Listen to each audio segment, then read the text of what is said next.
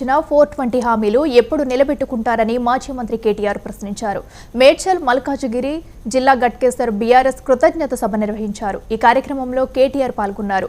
2023 December 9న రుణమాఫీ చేస్తామని రేవంత్ రెడ్డి చెప్పారని, 2 నెలలు గడుస్తున్నా రైతుల రుణమాఫీ జరగలేదని విమర్శించారు.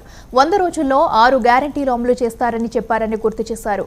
రేవంత్ రెడ్డి మాయమాటలు చెప్పి అధికారంలోకి వచ్చారని మండిపడ్డారు. ప్రతిపక్షాలను బద్నాం చేయడంపైనే కాంగ్రెస్ దృష్టి సారించిందన్నారు మాజీ మంత్రి కేటీఆర్. తెలంగాణ రాష్ట్రానికి బీఆర్ఎస్ ప్రభుత్వమే శ్రీరామ రక్ష అని, తెలంగాణ గురించి ఎక్కడైనా గొంతెత్తి మాట్లాడే ధైర్యం కేసీఆర్ కు ఉందని ధీమా వ్యక్తం చేశారు కేటీఆర్. అమలు చేసుడు నాతో కాదు నిజంగా కూడా చేతులు ఎత్తేసినట్టే అనిపిస్తా ఉన్నది. ఎందుకంటే ఆయనకు కూడా ఎరికే ఆ ఇండియా కూటమిలో ఎవరు లేరు. ఇవాళ కాంగ్రెస్ అమ్మడ మమతా బెనర్జీ గారు వెళ్ళిపోయినారు, నితీష్ కుమార్ వెళ్ళిపోయిండు, అఖిలేష్ యాదవ్ ఆయన దారి ఆయన చూసుకుంటున్నాడు, కేజ్రీవాల్ వెళ్ళిపోయిండు, కేరళలో సిపిఎం వాళ్ళు వెళ్ళిపోయినరు, అక్కడ ఒక్కడు రాహుల్ గాంధీ మాత్రమే మిగిలిండు.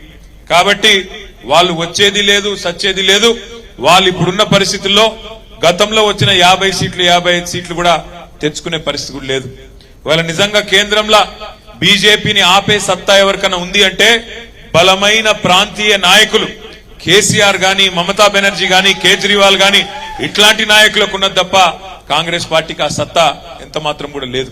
అందుకే నేను మీ అందరినీ ప్రార్థించేది, మొన్న ఎట్లా అయితే మల్లారెడ్డి గారికి బ్రహ్మాండమైన మెజారిటీనిచ్చి గెలిపించినరో, ఎంతమంది కొట్లాడినా అవన్నిటిని బేఖాతరు చేసి అందరు కలిసి కట్టుకు కొట్లాడినరో, అదే విధంగా రేపటి రోజున పార్లమెంట్ ఎన్నికల్లో